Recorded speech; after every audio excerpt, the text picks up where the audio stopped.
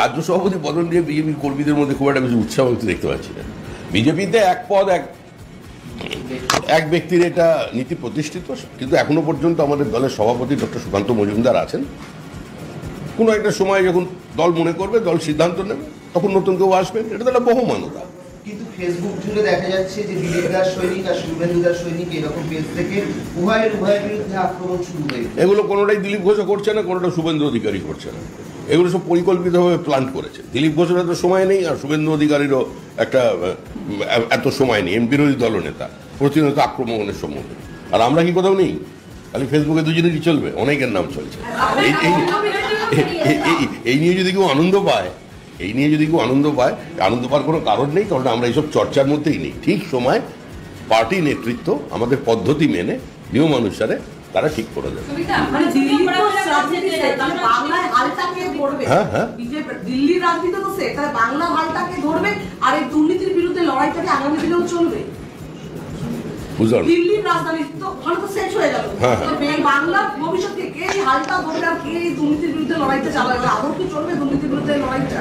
আরে তোমার বাচ্চাকে কে স্কুলে নিয়ে যাবে? তুমি নিয়ে যাবে না তোমার হাজবেন্ড নিয়ে যাবে? এটা তোমায় ঠিক করতে হবে, তোমাদের পারিবারিক ব্যাপার। সেটা এটা আমাদের পারিবারিক ব্যাপার। কে আমাদের সংসারে হাল ধরবে? কি হাল তো ধরাই আছে। হাল একটাই, বিজেপি। মানুষ হাত ছুঁয়ে নেয়। জগন্নাথের রথ চলবেই যার যখন সময় ছুঁয়ে নেয়। বিধানসভা নির্বাচন রয়েছে 2026 সামনে, নতুন যদি কাউকে ইন্ডাকশনও করা হয়, তার পক্ষে 2026টা তো মানে সাংঘাতিক কঠিন ব্যাপার। তাকে আবার সংগঠন সাজাতে হবে। এরকম কোনো সাজানো টাজানো এখানে হয় না। এটা কোনো রাজতন্ত্র নয় যে এলিয়ার সমস্ত লোককে ধ্বংস করে দেবে। এটা কোনো রাজতন্ত্র নয়। পার্টির নির্দিষ্ট বহুমানতা আছে, কর্মশৈলী আছে, পদ্ধতি আছে, নিয়ম শৃঙ্খলা আছে, সংবিধান আছে, পার্টির সর্বোচ্চ নেতৃবৃন্দ আছে।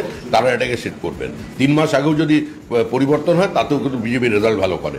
আমাদের নাম কি উড়িষ্যার প্রেসিডেন্টের আমাদের পুরনো বন্ধু, উড়িষ্যার সভাপতি পরিবর্তন হয়েছিল মাত্র 3 মাস আগে। উড়িষ্যার সরকারে চলে এসছে।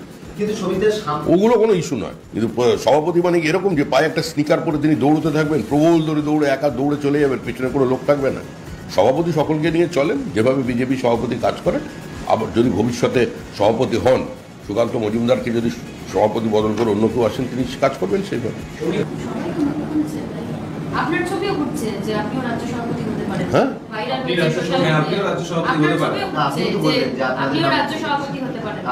সঙ্গে সঙ্গে 3% ভোট কমে যাবে। সাইজটা দেখেছে? এই সাইজের লোককে কেউ ভোট দেয়?